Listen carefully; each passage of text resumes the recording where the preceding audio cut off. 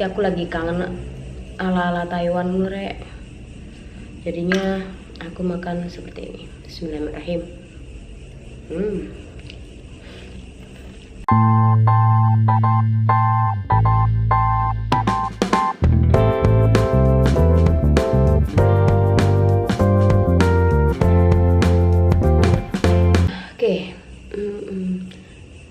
Oke, hai Rek, selamat malam. Hari ini aku mau makan sendirian karena Sila lagi keluar sama pamannya, terus juga adikku juga ikut keluar sama adikku. Ya, adikku ikut keluar sama adikku. Ya, pokoknya begitulah. Terus juga bapak mertuaku juga keluar dan suamiku juga lagi jualan. Jadinya aku sendirian di rumah dan makan sendiri.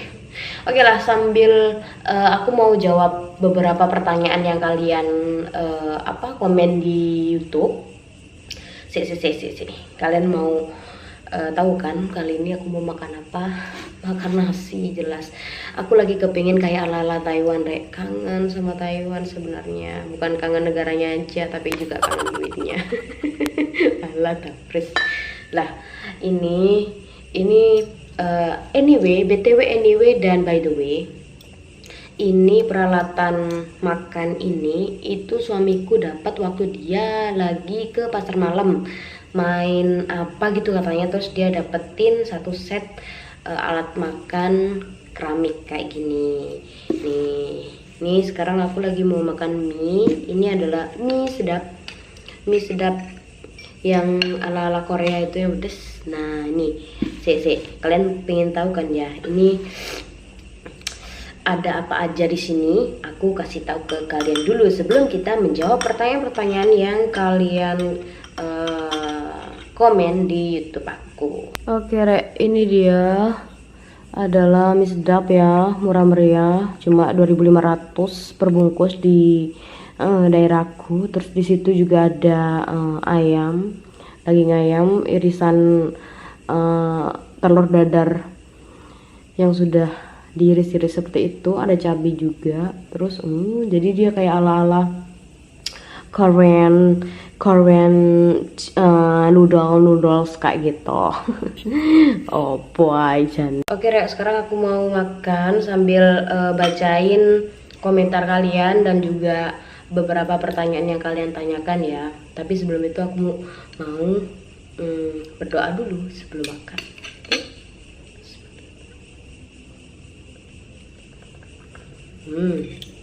Aduh, ini rasanya kayaknya enak banget nih. Oke, sekarang sambil makan ya, aku makan dulu ya, terus nanti sambil aku jawab pertanyaan-pertanyaan kalian. Oke. Ya aku lagi kangen ala-ala Taiwan Rek. Jadinya aku makan seperti ini. Bismillahirrahmanirrahim.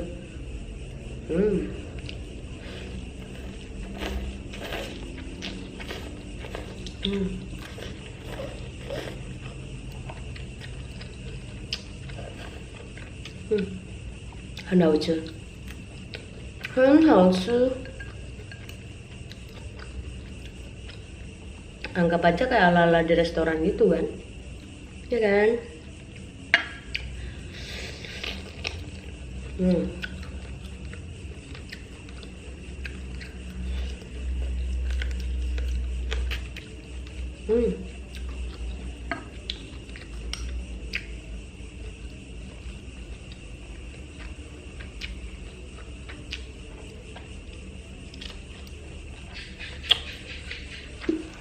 Oke, aku sambil buka HP-nya ya, sambil aku baca-baca terus aku jawab pertanyaan-pertanyaan kalian yang sudah kalian tanyakan di kolom komentar di channel YouTube aku. Juga HP nih. Oke Rek, aku jawab satu persatu dulu ya. Ini ada yang tanya, Kak, usaha tembakaunya gimana, lancarkah atau musiman aja? Kalau tembakau itu musiman ya, kalau sekarang udah nggak nanem tembakau. Sekarang tuh orang-orang sini tuh lagi nanem yang namanya padi kayak gitu. Terus yang kemarin tuh kita juga ngalamin yang namanya kerugian gitu ya, karena kalau tembakau itu yang mahal cuma di awal-awalnya aja. Kalau sudah ke belakangannya itu dia tuh harganya semakin turun. Awalnya aja harganya per kilonya itu kalau di sini ya, kalau di tempat aku tuh sekitar 38 ribuan kayak gitu. Tapi waktu tembakaunya kita alias tembakaunya punyaku itu waktu dipanen kita dapat harga 27.000 dan sampai harga 25.000. Itu pokoknya cuma balik modal aja sih. Kalau yang lainnya kalau dipikir-pikir ya ada ruginya juga, tapi ya buat pengalaman aja kayak gitu. Tapi bersyukurnya itu cuma balik modal gitu aja.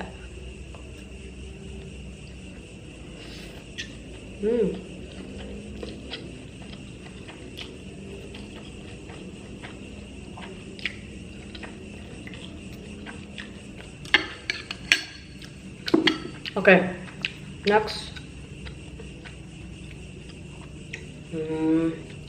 Bentar ya. Masih jualan kakak, sekarang kok jarang bikin video. Sebenarnya kalau kalian ngikutin terus, aku tuh bener juga sering juga sih up video ya. Yang dimaksud ini video apa? Masak kah, ngevlog kah, atau apa namanya, tutorial makeup? Tolong kalian perjelas lagi, tanyanya ini apa, tentang video apa, karena sejauh ini aku masih aktif terus sih di YouTube ya kan. Terus opo wes gak jualan bakso? Oke, nah kalau yang ini itu banyak sekali yang tanya ya, masih jualan bakso kah atau enggak? Oke, aku jawab sekarang karena kalian itu kebanyakan nanyanya ke situ, tapi belum aku jawab karena aku mau jawab di video ini. Sik ya.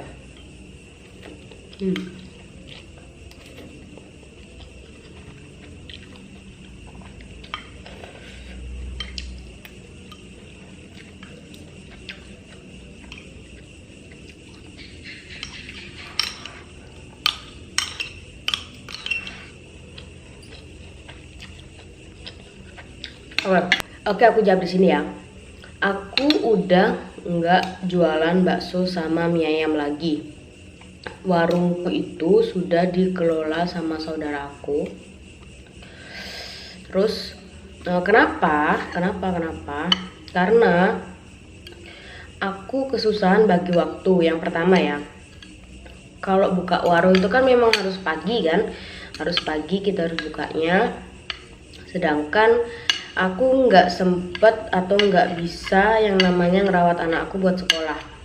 Jadi buat ngurusin dia bangun pagi terus sekolah kayak gitu, itu aku nggak bisa. Terus juga di rumah jadi terbengkalai, alias aku kan sehari-hari ada di warung kan ya, pulang capek tidur, pagi berangkat ke pasar, habis itu ke warung lagi. Jadi rumah nggak aku kurang aku kontrol kayak gitulah. Terus habis itu setelah kejadian kemalingan itu,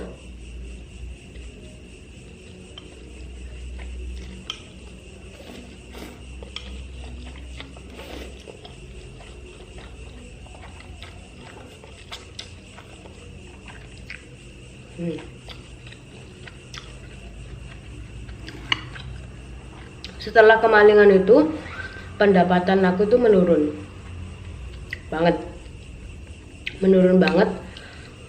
Terus sedangkan kebutuhan di rumah tuh banyak sekali, Rek.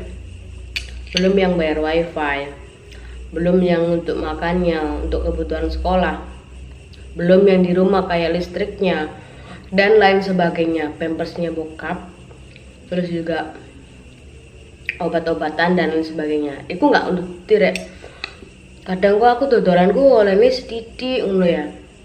Terus habis itu aku jadinya mikir gini, udah kerjanya oyo-oyoan, hasilnya juga nggak seberapa, anak jadi nggak keurus, rumah nggak keurus. Akhirnya aku memutuskan untuk aku di rumah aja. Aku kepengen bikin video YouTube lagi. Aku juga nggak terburu-buru waktunya ke pasar. Jujur waktu itu kalau ke pasar kan harus pagi. Kalau siang dikit kita udah nggak kebagian yang namanya apa daging ya di langganan. Kalau di langganan kan kalau kita belanja kan harganya lebih murah tuh. Kalau ke orang lain kan mahal. Nah itu kita nggak kebagian di situ. Alhamdulillahirobbilalamin. Jadinya aku memutuskan untuk di rumah aja. Terus kita banting setir. Suamiku jualan apa namanya, jualan pentol keliling, Rek.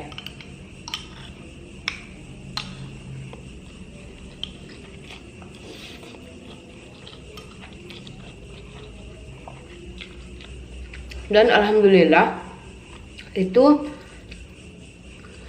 hasilnya tuh lumayan daripada waktu kita jualan di warung. Kan artinya kita kan menjemput bola kan, itu lumayan deh alhamdulillah. Terus modalnya juga nggak terlalu besar, hasilnya alhamdulillah. Oke, next ke pertanyaan berikutnya. Kakak pernah nggak cemburu sama suami kakak sampai kakak berantem? Maaf terlalu pribadi. Kalau sampai berantem keterlaluan itu enggak ya. Kalau namanya cemburu ya pernah lah. Sorry, kakiku lagi sakit. Soalnya beberapa hari yang lalu aku sempat jatuh dari tangga. Kalau yang namanya cemburu itu pasti ada. Cuma kalau sampai yang berantem, keterlaluan berantem itu nggak pernah sama sekali. Semenjak dari aku nikah sama dia sampai sekarang aku nggak pernah berantem sama dia ya. Ya berantem mungkin beda pendapat, tapi itu ya sudah lah, baikan lagi. Kita nggak sampai yang kayak berhari-hari kayak gitu, nggak pernah. Terus kalau cemburu aku tuh biasanya ngeliat di FB-nya dia. Nah ini aku ceritain ya. Aku pulang dari suamiku pulang dari Taiwan. Terus habis itu aku iseng-iseng buka handphonenya dia gitu. Terus aku bilang, aku lihat itu jadi FB biasa aja sih, di WhatsApp juga nggak ada. Tapi yang bikin aku kaget itu adalah di Line. Jujur ya, dulu suamiku sebelum berangkat yang baru-baru berangkat ke Taiwan, dia tuh kurusnya minta ampun, kurus banget lah. Kurus, hitam, kucel kayak gitu.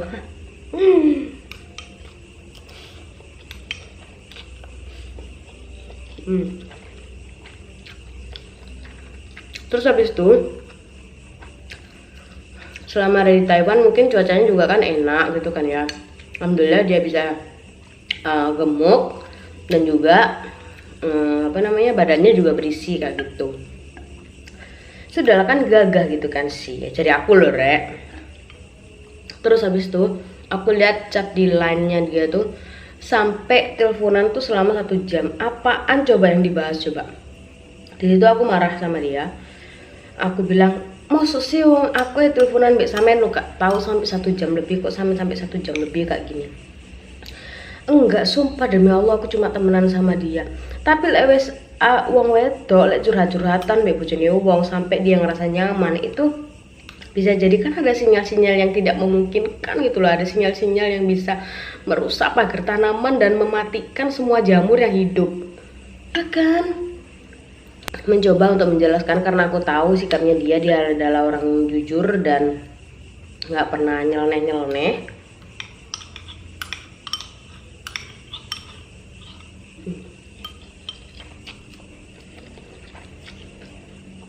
Dia bilang gini, dia sampai sumpah-sumpah sama aku.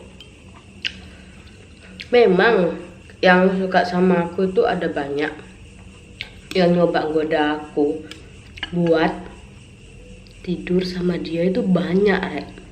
Tapi dia tuh selalu ingat sama anakku, sama Sila, dan dia nggak mau melakukan itu loh. Itu kerasnya kalau di luar negeri ya, itu tergantung iman dari kita, bukan dari soal penampilan, tapi dari keimanan kita. Sejauh mana dan setebal apa keimanan kita, meskipun banyak godaan, kalau kita memang setia dengan pasangan kita ya nggak mungkin ada. Kalaupun ada orang ketiga itu jelas ada yang buka kan pintunya. Kalau nggak dibuka pintunya kan mereka nggak bakalan masuk ya kan. Jadi suamiku tuh awalnya cuma berteman aja gitu. Terus habis itu lama kelamaan si cewek ini dia katanya ngasih barang-barang lah sama suami aku, ngasih barang inilah barang itu, dan akhirnya dia bilang kalau dia suka sama suami aku, dan suami aku bilang ya udahlah, enggak lah, karena aku sudah punya istri, istriku juga cantik katanya sih. Awas lu kalau bohongan. Istriku juga cantik. Terus dia ngeliatin fotoku yang lagi waktu pakai makeup. Kalau pakai inem kayaknya kurang cocok deh. lagi pakai makeup itu.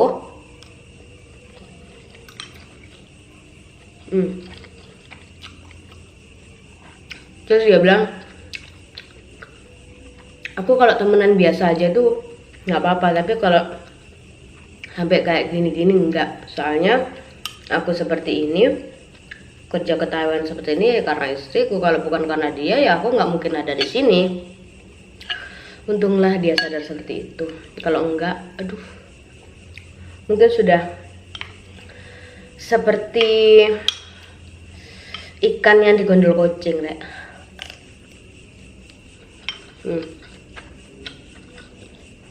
Karena banyak kasus ya. Di sana udah sukses, udah jadi cakep, udah jadi cantik, udah banyak uangnya. Terus dia gak mau sama pasangannya. Dia lupa sama siapa yang udah ngedukung dia selama ini dan ngebuat dia sampai jadi seperti itu. Kan seperti itu nggak boleh, Rek. Kalau pasanganmu dia orang yang baik-baik aja, jangan sampai kita berbuat seperti itu ya kan. Itu nggak bagus banget. Jawab dulu ya. I don't know. Oke, ini pertanyaan terakhir dari siapa nih ya? Oke, bentar. Aku cek, ya Allah.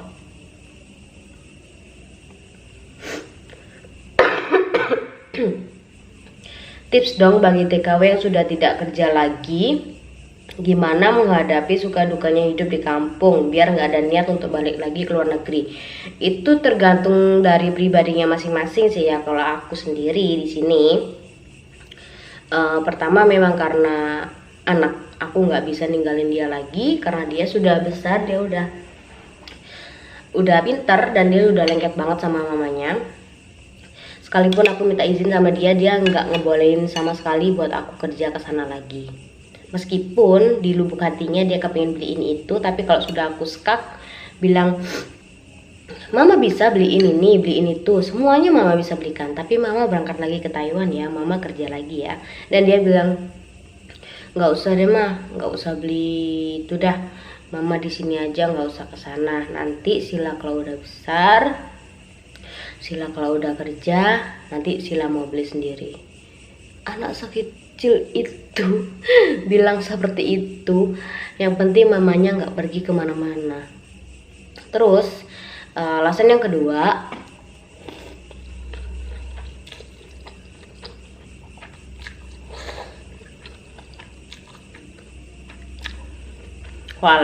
tips yang kedua, usahakan kalian punya keahlian.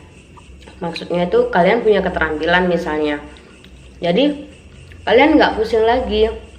Atau kalian mikir mau bikin usaha kek, atau kalian punya keterampilan apa, misal kalian bikin baju kayak jahit terus kalian jual, atau kalian pokoknya keterampilan lah.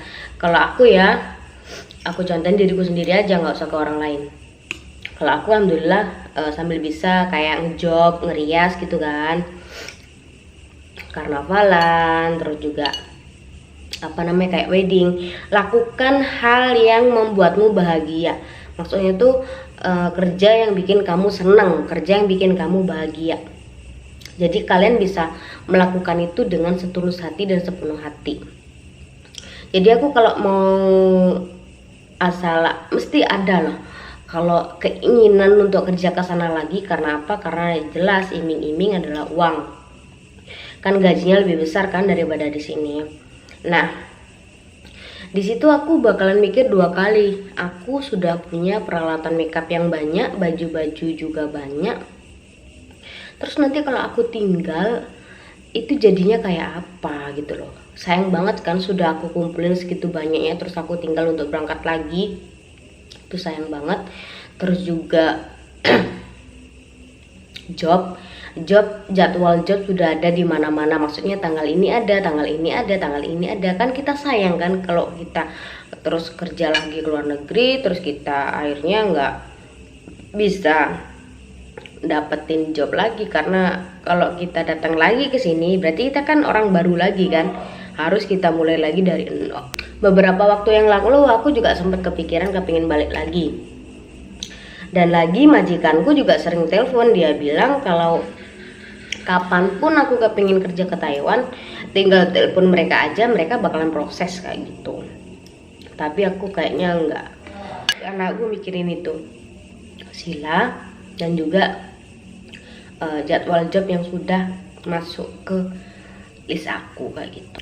Oke lah ya, sekian dulu pertanyaan dan jawaban kali ini. Maaf banget, maaf banget suamiku nggak bisa ikutan karena dia harus jualan kalau malam, kalau siang dia istirahat karena dia jualannya sampai malam.